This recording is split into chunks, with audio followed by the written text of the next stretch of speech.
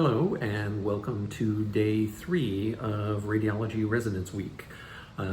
All this week, each day during the week, we will be releasing additional information intended to help orientate new radiology residents to their role as radiologists with respect to MRI and MRI patient safety. Today's introduction really is about understanding the exam. And this goes beyond the context of being able to differentiate why an MRI versus a CT versus a plain film or fluoro or ultrasound. This is not simply about being able to pick out, the most effective modality for a given clinical indication. This is about having a deeper understanding of what goes into the MRI exam itself. Not because it's my intention or anybody else's to make radiologists, super techs, but there are fundamental elements of the MRI examination that are really important to understand. One of them is related to the patient's ability to tolerate the exam.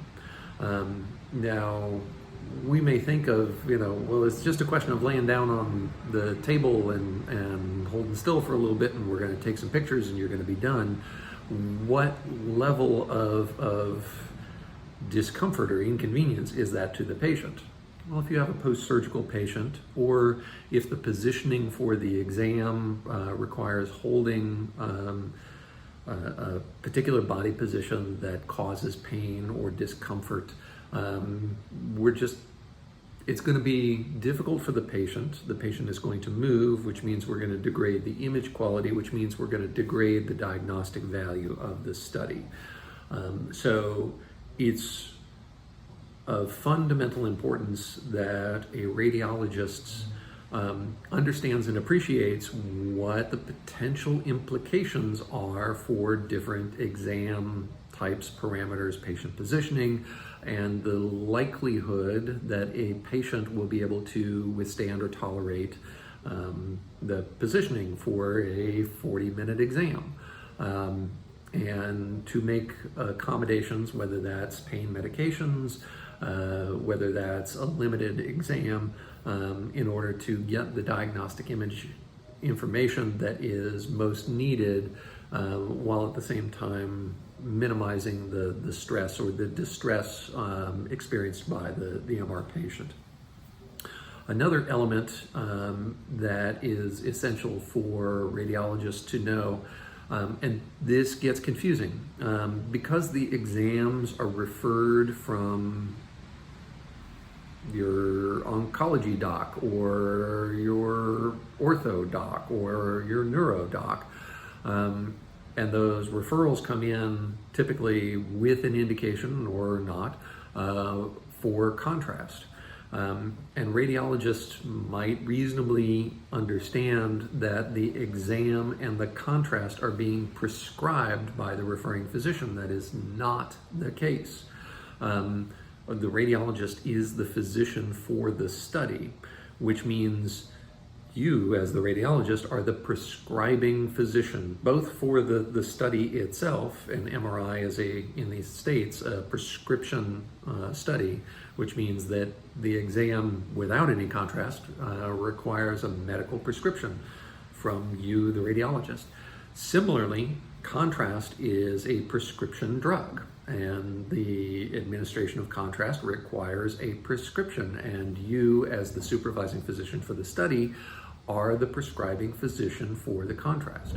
So even though you get a referral for an MRI with and without, that is the referring physician's best understanding of what would be appropriate for the study, the diagnosis that they're seeking. That doesn't necessarily mean that they're right. And you, as the radiologist who assume responsibility for the exam and for contrast, need to review and correct as necessary referring physicians' referrals, requests for studies if they indicate the incorrect use of contrast. A lot of referring physicians think that if an MRI is good, an MRI with contrast necessarily is better because we're adding to the study, right? But depending on what the indication is, depending on the clinical need, the use of contrast may be superfluous. It may expose the patient to unnecessary potential risks for no diagnostic benefit. So you as the radiologist, as the prescribing physician, need to understand when contrast is indicated and when it's not. The final thing, and again, not trying to turn radiologists into super techs, but the final thing I want to emphasize to you is the importance of radiologists ultimately having an understanding of the technical settings of an MR scan. You don't necessarily need to know how to get under the hood and modify a pulse sequence to get from a 1.9 watts per kilogram down to a 1.0 watts per kilogram. You don't need to be able to figure out what your flip angle reduction is or expansion of your inner echo spacing. But you do need to understand that if there are limitations for an MR conditional implant or device, or your own interpretation of what is appropriate and safe for a given patient, a given exam, you need to be able to have a conversation with the tech about what mechanisms they might generally use. You don't have to get to the level of specificity of, I want this to be drop the flip angle from a 180 to a 120. But you do need to have the understanding to say, yeah, we need to reduce SAR. Have you considered dropping the flip angle to get to the SAR targets, what have you? So radiologist understanding of the properties of the static magnetic field and translation and attraction, torque and lens effect, understanding of the time varying gradients and the ways in which they induce electrical voltages within the body of the patient or other electrical conductors that are there with the patient, and what the potential physiologic effects of that are, and the degree to which your system does or does not have the ability to moderate patient exposure to time varying gradients. Similarly, for radio frequency energy, does it make a difference if we're using the body coil for transmit versus a local transmit-receive coil? What are those differences? How does that impact the safety of our patient? Again, lots of information, and nobody expects a brand new first-year radiology resident to be comfortable with these variables and these factors right out of the gate.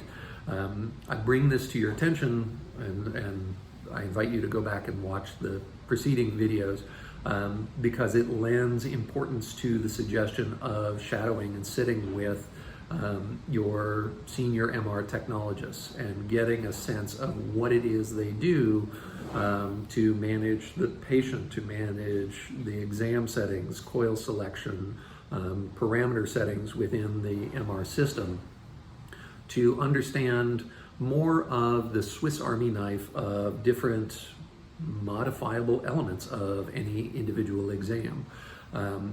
You don't need to be a technical settings expert as a radiologist, but you do need to have an understanding of what the range of options are in terms of modifying a study, modifying exam parameters to help improve the safety. Thank you very much. Hope that this information is useful to you. As always, please come to the Facebook MRI Safety page and participate in the conversations. Thank you very much.